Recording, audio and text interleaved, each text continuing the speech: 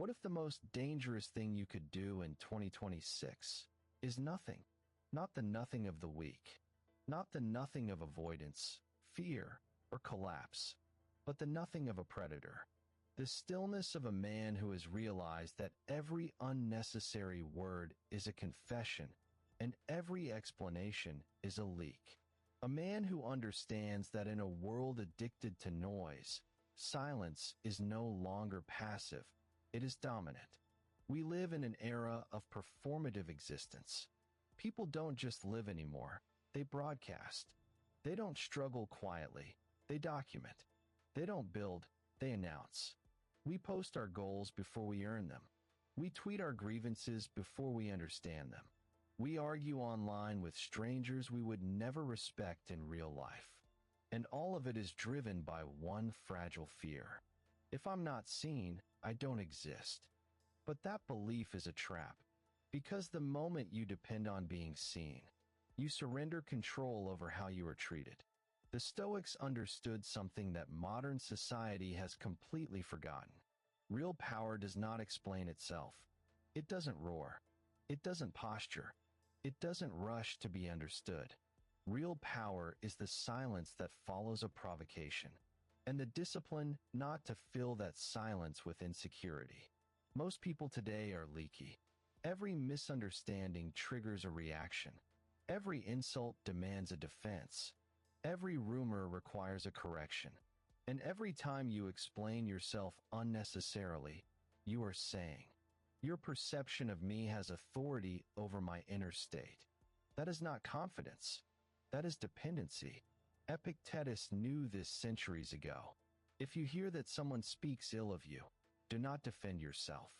Say instead, "He must not know my other faults, or he would not have mentioned only these." This isn't sarcasm.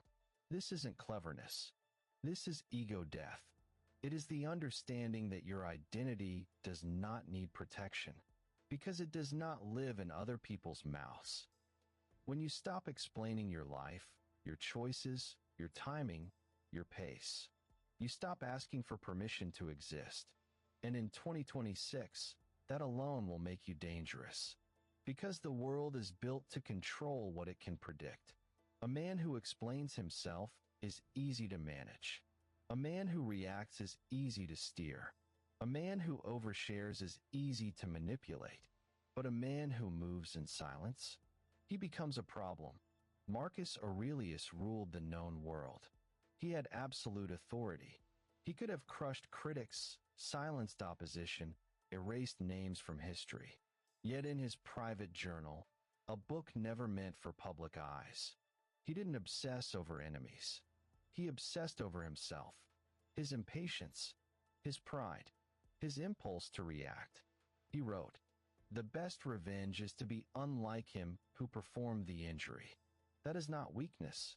That is psychological dominance. Because when someone tries to provoke you and fails, they lose twice. Once in public, and once in their own mind. Silence turns you into an observer. While others burn energy, crafting the perfect comeback, you are studying patterns. While others try to prove happiness online, you are building something real, unseen, uncompromised. Silence is not emptiness. Silence is a laboratory. It's where character is tested without applause, where discipline is built without witnesses, where you find out who you are when no one is watching. Seneca warned us about a trap that feels productive but is deeply corrosive. True happiness is to enjoy the present, without anxious dependence upon the future. Yet today, we announce the future constantly. We tell people we're going to change. We tell people we're starting something.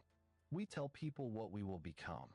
And the praise we receive for the announcement gives us a false sense of progress, a cheap dopamine hit. But the Stoic understands a brutal truth. A goal shared too early is a goal weakened, because the mind confuses recognition with achievement. So in 2026, try this instead. Don't tell them you're going to the gym. Let them notice when your posture changes. Don't tell them you're starting a business. Let them feel the difference in how you spend your time. Don't announce discipline. Demonstrate it. Don't argue with fools.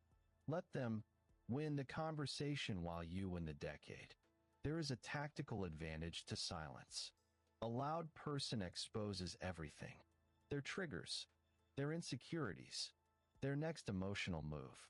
But a silent person? They remain unreadable. They become a ghost. And ghosts cannot be controlled because they cannot be predicted. When you stop feeding the chaos of drama, outrage, and digital theater, the chaos starves, and you become a fixed point in a spinning world. This is quiet power, not arrogance, not coldness, not isolation. It is economy, the understanding that words are a currency, and most people are broke because they spend recklessly. Your words are gold. Stop handing them out like flyers. As 2026 deepens, the noise will intensify. The world will demand your opinion. It will demand your outrage. It will demand your explanation. It will ask you to perform your life for strangers. You don't owe it anything. Give them nothing. Instead, build what actually belongs to you. Your thoughts, disciplined, not impulsive.